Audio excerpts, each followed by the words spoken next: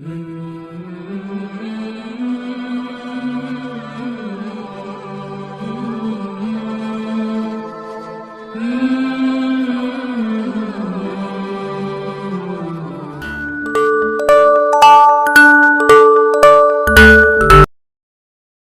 اللہ الرحمن الرحیم۔ الیاس اسلامی زندگی کے پیارے دوستو، السلام علیکم۔ ہم امید کرتے ہیں آپ خیریت سے ہوں گے۔ آج ہم آپ کو محسن انسانیت و فخر رسول حضرت محمد مصطفیٰ صلی اللہ علیہ وآلہ وسلم کے بارے میں بتائیں گے۔ ہمارے پیارے نبی حضور صلی اللہ علیہ وآلہ وسلم مکے میں پیدا ہوئے۔ اسی سرزمین پر پہلے بھی انبیاء کرام مبعوث ہوتے رہے۔ ہر نبی نے اپنے زمانے اور حالات کے مطابق شریعت کی باتیں بتائی، لوگوں کو اللہ کی طرف بلایا، نیکی کی دعوت دی، برائی سے روکا۔ آخر میں ہمارے پیارے نبی حضرت محمد مصطفیٰ صلی اللہ علیہ وآلہ وسلم مبعوث ہوئے۔ آپ نے بھی وہی تعلیم دی۔ ہمارے پیارے نبی محمد صلی اللہ علیہ وآلہ وسلم 12 ربیع اول بروز پیر صبح صادق کے وقت مکہ معظمہ میں پیدا ہوئے۔ بچے کا نام محمد رکھا گیا۔ ایسا نام عرب میں کسی نے نہیں رکھا۔ آپ صلی اللہ علیہ وآلہ وسلم جس زمانے میں پیدا ہوئے اسے عام الفیل کہا جاتا ہے۔ فیل کے معنی ہاتھی کے ہیں۔ یمن کا بادشاہ ابرہہ کعبے پر حملہ کرنے کی غرض سے آیا تھا۔ فوج کے سپاہی ہاتھیوں پر سوار تھے۔ ابرہہ کا مقابلہ کسی نے نہیں کیا۔ خدا کا کرشمہ دکھایا کہ اللہ نے ابرہہ کو پسپا کر دیا۔ اس کے بہت سے سپاہی ہلاک ہوئے۔ عرب میں دستور تھا کہ بچہ پیدا ہوتے ہی دائی کے حوالے کر دیا جاتا اور وہ اپنے گاؤں لے جا کر اپنی نگرانی میں پرورش کرتی۔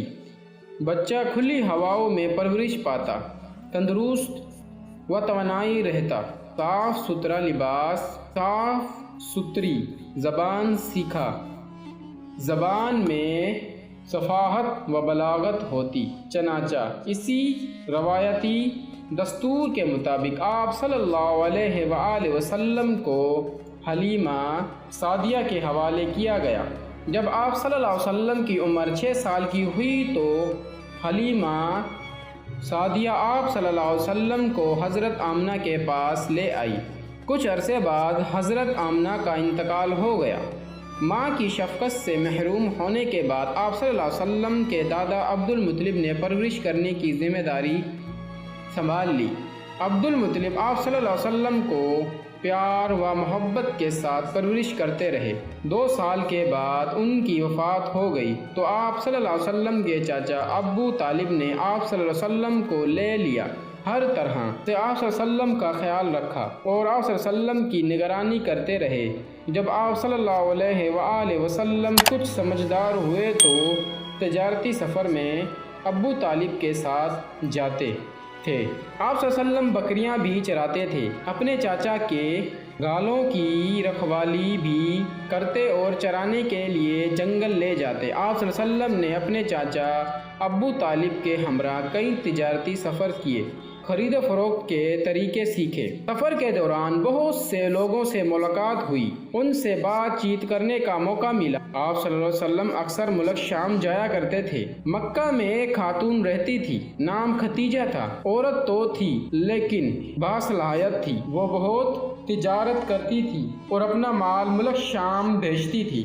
حضرت ختیجہ آپ صلی اللہ علیہ وسلم کے بارے میں اکثر سنا کرتی تھی کہ آپ صلی اللہ علیہ وآلہ وسلم ایک کامیاب تاجر ہے اور آپ صلی اللہ علیہ وسلم کی اعلیٰ صفات اور حسن اخلاق سے بھی واقف تھی۔ لوگوں کی زبان سے یہ کہتے سنا کہ آپ صلی اللہ علیہ وسلم صادق اور امین ہیں، لوگوں پر رحم کرتے ہیں۔ حضرت ختیجہ رضی اللہ تعالیٰ عنہ دل میں رہنے لگی کہ ایسے راست زبان اور سچے آدمی سے ملنا چاہیے، شاید وہ کاروبار میں مدد کر سکے۔ انہوں نے آپ صلی اللہ علیہ وسلم کو پیغام بھیجا۔ حضور اکرم صلی اللہ علیہ وسلم نے بی بی خدیجہ رضی اللہ تعالیٰ عنہ کے گھر پہنچے۔ بی بی خدیجہ رضی اللہ تعالیٰ عنہ نے حضور اکرم صلی اللہ علیہ وسلم سے عرض کیا کہ آپ صلی اللہ علیہ وسلم تجارتی مال لے جا کر فروخت کریں، مجھے آپ صلی اللہ علیہ وسلم جیسے شخص کی ضرورت ہے۔ حضور صلی اللہ علیہ وآلہ وسلم نے اس پیشکش کو منظور کر لیا، چنانچہ تجارت کا مال لے کر شام جانے کے لیے تیار ہو گئے۔ حضرت خدیجہ رضی اللہ تعالیٰ عنہ نے اپنے غلام مصرع آپ صلی اللہ علیہ وسلم کی خدمت کے لیے ہمراہ کر دیا۔ قافلہ روانہ ہوا۔ آپ صلی اللہ علیہ وسلم ملک شام کی طرف جا رہے تھے تو راستے میں بصیرہ کے قریب ایک یہودی عالم عربی رہتا تھا۔ آپ صلی اللہ علیہ وسلم اس کے قریب سے گزرے، کچھ دیر سستانے کے لیے ایک درخت کے سائے میں بیٹھ گئے۔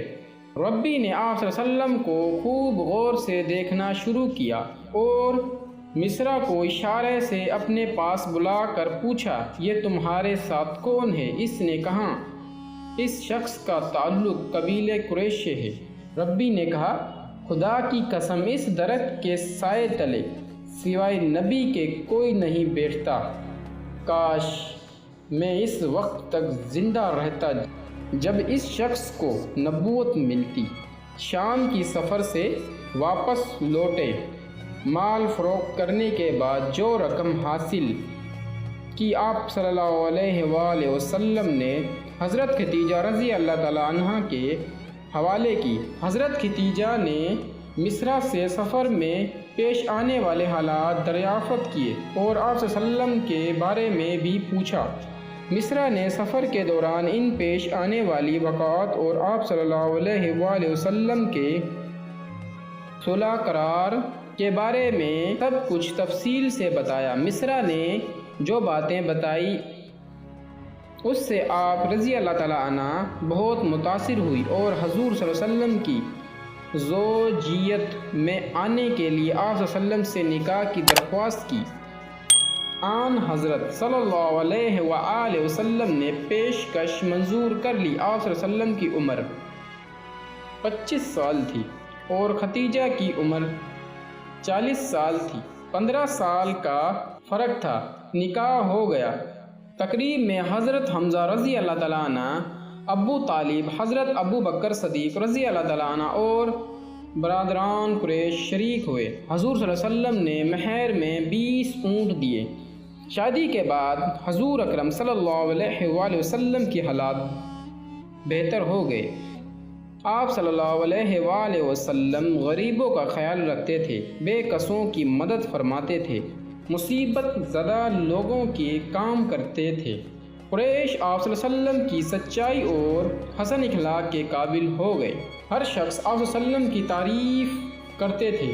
یوں تو سارے عرب میں گمراہی پھیلی ہوئی تھی، ہر طرف بد نظمی اور انتشار کا ماحول پایا جاتا تھا، کمزوروں کا جینا دو بھر ہو چکا تھا، انصاف نام کی کوئی چیز نہیں تھی۔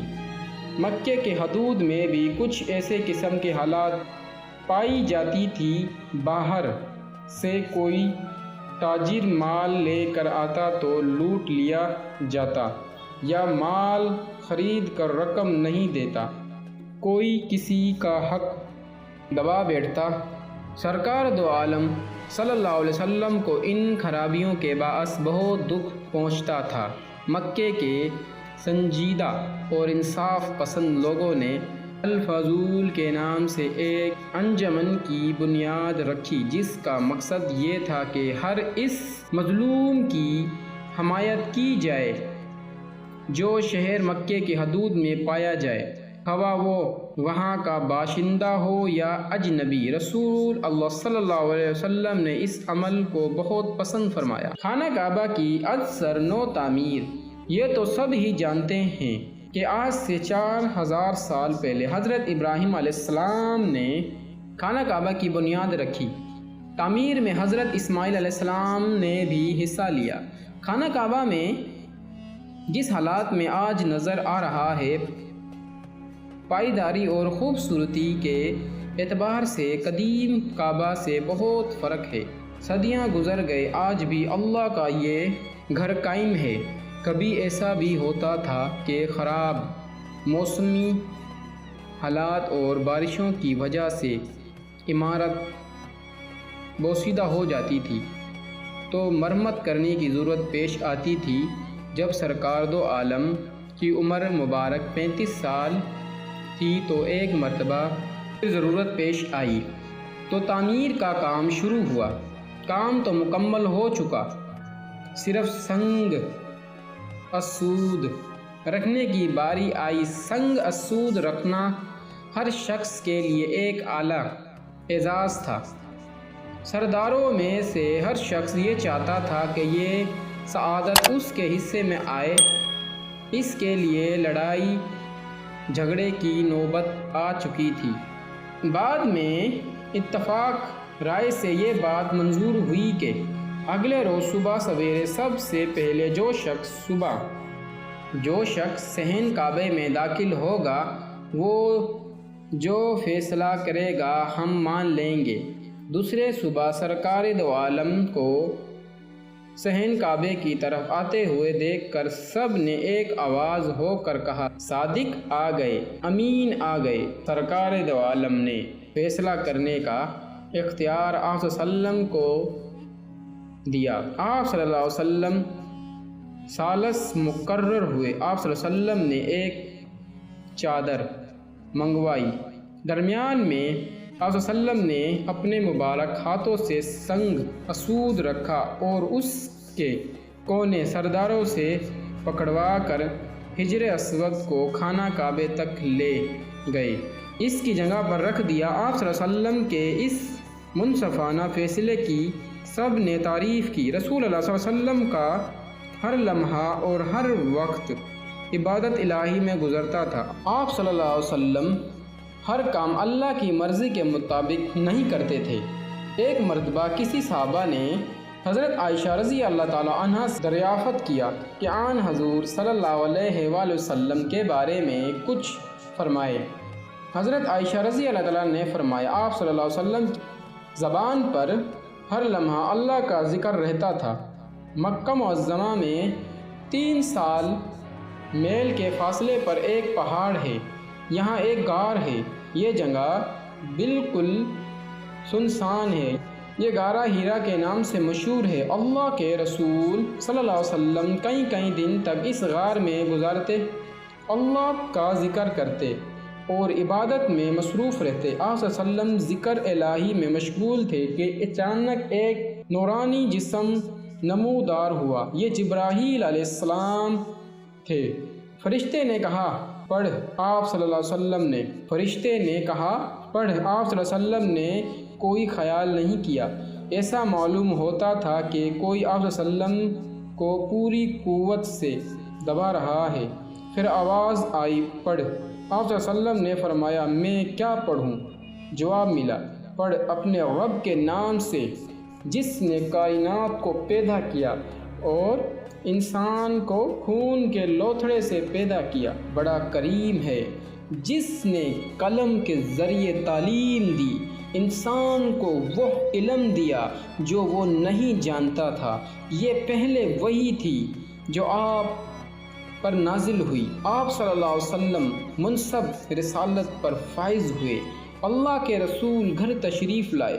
حضرت خدیجہ سے غارہ ہیرا میں جو کچھ ہوا آپ صلی اللہ علیہ وسلم نے سنا دیا۔ حضرت خدیجہ رضی اللہ تعالیٰ عنہا نے جیسے ہی آپ صلی اللہ علیہ وسلم کی زبان مبارک سے سنا فوراً ایمان لے آئی اور فرمایا، خدا کی قسم اللہ آپ صلی اللہ علیہ وسلم کو کبھی رنجیدہ نہیں کرے گا۔ آپ رشتے داروں کے کام آتے ہیں، سچ بولتے ہیں، بے قصوں کی مدد کرتے ہیں، نادار کا خیال رکھتے ہیں، مہمان کی تواضع کرتے ہیں اور نیک کاموں میں ہاتھ بٹاتے ہیں، بےہودہ بات نہیں کرتے۔ حضرت خدیجہ رضی اللہ تعالیٰ عنہ آپ صلی اللہ علیہ وسلم کو اپنے بھائی ورقہ بن نوفل کے پاس لے گئی۔ وہ الہامی کتابوں کے عالم تھے۔ پکار اٹھے، پاک ہے، پاک محمد صلی اللہ علیہ وسلم پیغمبر ہیں، پریشان نہ ہو۔ حضرت خدیجہ الکبریٰ رضی اللہ تعالیٰ عنہ، حضرت علی رضی اللہ تعالیٰ عنہ، حضرت زید حارث رضی اللہ تعالیٰ عنہ جو آپ صلی اللہ علیہ وسلم کے غلام تھے، اور دارینہ فریق حضرت ابوبکر صدیق رضی اللہ تعالیٰ عنہ آپ صلی اللہ علیہ وسلم پر ایمان لے آئے اور آپ صلی اللہ علیہ وسلم کی نبوت کی تصدیق کی۔ حضرت ابوبکر صدیق رضی اللہ تعالیٰ عنہ اپنے زیر اثر حلقہ کے لوگوں کو بھی دائرہ اسلام میں لے آئے، جن میں حضرت عثمان رضی اللہ تعالیٰ عنہ، حضرت زید رضی اللہ تعالیٰ عنہ، حضرت زبیر رضی اللہ تعالیٰ عنہ، حضرت عبد الرحمن بن رضی اللہ تعالیٰ عنہ عوف، حضرت سعید بن وقاص رضی اللہ تعالیٰ عنہ اور حضرت طلحہ شام رضی اللہ تعالیٰ عنہ، حضرت طلحہ رضی اللہ تعالیٰ عنہ شامل تھے۔ ایمان لانے والوں میں اضافہ ہی ہوتا رہا، حتیٰ کہ مسلمانوں کی تعداد 30 سے بڑھ گئی۔ تبلیغ کا سلسلہ جاری رکھنے کے لیے حضرت ارقم رضی اللہ تعالیٰ عنہ کے گھر کو مرکز بنا لیا۔ 3 برس تک اشاعت اسلام کا کام خفیہ طور پر جاری رہا۔ چوتھے سال حکم الہی جو آپ صلی اللہ علیہ وسلم کو حکم دیا گیا، اس آیات کی نزول کے بعد آپ صلی اللہ علیہ وسلم کھلے عام تبلیغ کرنے لگے۔ اس کے بعد پھر اللہ نے حکم دیا اور اپنے قریب رشتہ داروں کو ڈراتے رہے۔ حکم کی تعمیل کرتے ہوئے اپنے گھر میں ایک ضیافت کا اہتمام کیا اور اپنے رشتہ دار کو مدعو کیا۔ کھانے کے بعد آپ صلی اللہ علیہ وسلم نے تقریر کرتے ہوئے فرمایا، میں وہ چیز لے کر آیا ہوں جس میں دنیا اور آخرت دونوں میں بھلائی ہے۔ پھر آپ صلی اللہ علیہ وسلم نے مہمان سے پوچھا، ایک نیک کام ہے، اس میں کون میرا ساتھ دے گا؟ مجلس میں خاموشی چھا گئی، جواب کسی سے نہ بن پڑا۔ اچانک حضرت علی رضی اللہ تعالیٰ عنہ اٹھ کھڑے ہوئے اور فرمایا، میں مسکن ہوں لیکن میں آپ صلی اللہ علیہ وسلم کا ساتھ دوں گا۔ حضرت علی رضی اللہ تعالیٰ عنہ کے کہنے پر لوگ ہنس پڑے، کچھ نے تو مذاق بھی اڑایا۔ مجلس برخاست ہو گئی۔ ایک اور موقع پر آپ صلی اللہ علیہ وسلم نے عزیزوں کو متوجہ کیا۔ آپ صلی اللہ علیہ وسلم صفا پر چڑھ گئے اور قریش کے لوگوں کو ہر ایک کا نام لے لے کر پکارنا شروع کیا۔ جب سب جمع ہو گئے تو آپ صلی اللہ علیہ وسلم نے ارشاد فرمایا، لوگوں، اگر میں تم سے یہ کہوں کہ اس پہاڑ کے پیچھے ایک مسلح لشکر جمع ہے اور تم پر حملہ کرنے والا ہے، کیا مجھے سچا سمجھو گے؟ لوگوں نے جواب دیا، تمہیں صادق اور امین پایا ہے تو جو کچھ کہے گا سچ کہے گا۔ آپ صلی اللہ علیہ وسلم نے فرمایا، تم کو ایک خدا کی جانب بلاتا ہوں اور تمہارے دلوں میں جو وہم ہے میں اسے دور کرنا چاہتا ہوں۔ میں تمہیں خبردار کر رہا ہوں کہ کفر و شرک سے باز آ جاؤ، ایک خدا پر ایمان لاؤ ورنہ تم برباد ہو جاؤ گے۔ تم اس دن سے ڈرو جب خدا کے سامنے حاضر ہو کر اپنے اعمال کا حساب دینا ہوگا۔ قریش آپ کی زبان حق بات سن کر حیران رہ گئے اور باپ دادا کے دین اور بت پرستی کے خلاف آواز سن کر تیش میں آ گئے۔ آپ کے چاچا ابو لہب غضبناک ہو کر کہنے لگے، کیا اس غرض سے تو نے ہم سب کو جمع کیا؟ تو رسوا ہوگا۔ آپ نے جتنی بھی باتیں بتائی اس پر کسی نے توجہ نہ دی۔ جب آپ صلی اللہ علیہ وسلم نے بتوں اور بت پرستی کے خلاف بولنا شروع کیا تو سب آپ صلی اللہ علیہ وسلم کے دشمن ہو گئے۔ ایک دن رسول اکرم کعبے میں بیٹھے ہوئے تھے، کچھ فاصلے پر آپ صلی اللہ علیہ وسلم کے مخالفین بھی بیٹھے ہوئے تھے، ان میں شامل عتبہ بن ربیعہ بھی تھا۔ وہ رسول اکرم صلی اللہ علیہ وسلم کے قریب آئے اور کہا، اے میرے بھائی کے بیٹے، ہم اپنے باپ دادا کے طریقے پر ہیں، تم نے ہمارے درمیان پھوٹ ڈال دی گئی ہے، گھروں میں جھگڑے پیدا ہو گئے ہیں۔ ایک شرط تمہاری خواہش پوری کرنے کے لیے تیار ہے، وہ شرط یہ ہے کہ ہمارے باپ دادا کے دین کو برنا کہو اور ہمارے معبود کو برا نہ کہو۔ جو کچھ مانگو گے ہم دینے کے لیے تیار ہیں، جتنی دولت مانگو گے ہم دیں گے، بادشاہ بننا پسند کرو تو بادشاہ بنائیں گے، ہر کام میں تمہاری مرضی ہوگی۔